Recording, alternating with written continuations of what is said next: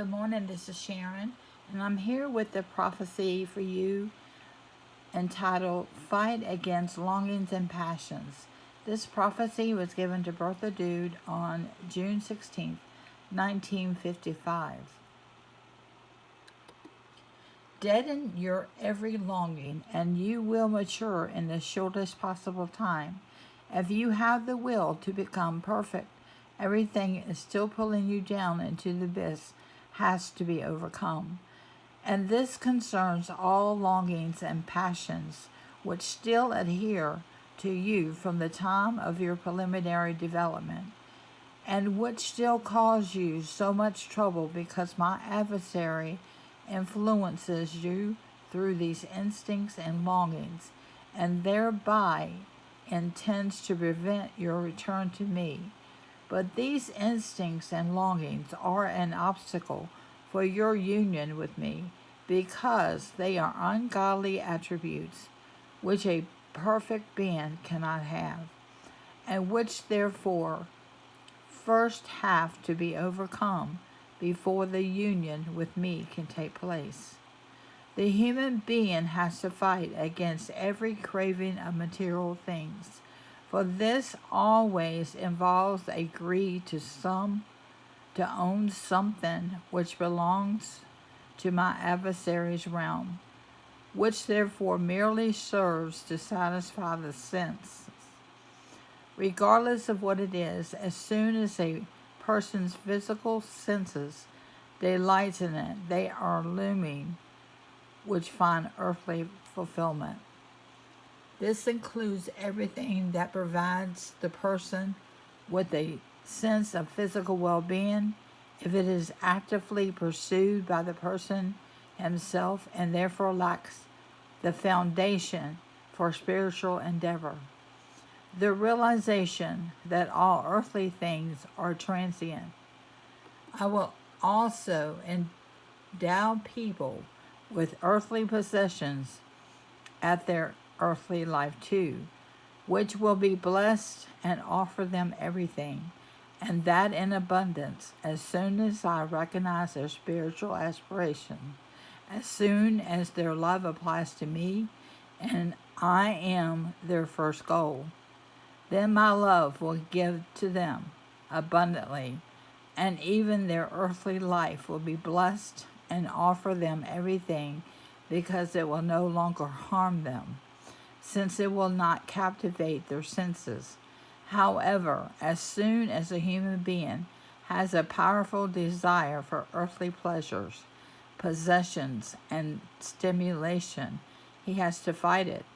For those longings are my adversary's weapons, which frequently help him to be victorious. Nevertheless, the human being will not become unfit for life on this earth. His strength will grow, and he will utilize it differently. He still want to work spiritually and only to find satisfaction therein, yet instantly slow down if he sets his sights on the world again and sees something he desires to own. This is why the kingdom of heaven suffers violence, and the violent take it by force. Earth is the kingdom of the fallen spirits. It is my adversary's realm. Anyone who seriously thinks about this will also know that everything desirable in the material world also requires the payment of tribute to him, and that everyone who pays this tribute also belongs to him. He will also know that there cannot be any compromises between myself and him, that I want you completely, and that a human being who still has his eyes on my adversary's kingdom will hardly reach me. You should not allow yourselves to be captivated by the world. You have to exercise self-control with the things that still appear desirable to you, and you then seriously have to suppress your cravings for them. You ought not to give in to them, but you may enjoy yourself without reservation what I bestow upon you myself. You may be pleased with what you receive without having greedily aspired for it. What my love gives to you because you belong to me, because you have recognized the purpose of earthly life and are now willing to be of service to me.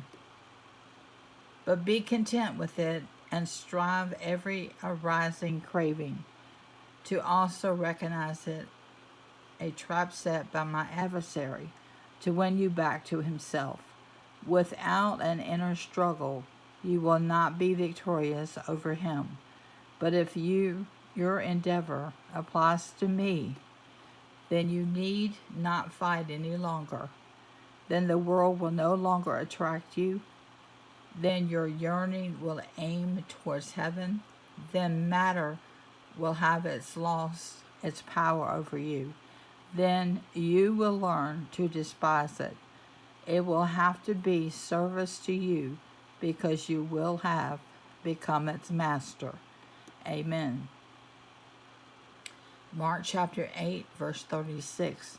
What does it profit a man to gain the whole world, yet forfeit his soul? 1 John chapter 5, verse 4. For everyone who has been born of God overcomes the world, and this is the victory that has overcome the world, our faith. Matthew chapter 6, 19 through 21. Do not store up for yourselves treasure on earth, where moths and venom destroy, and where thieves break in and steal. But store up for yourselves treasures in heaven, where moths and vermin do not destroy, and where thieves do not break and steal. For where your treasure is, there your heart will be also.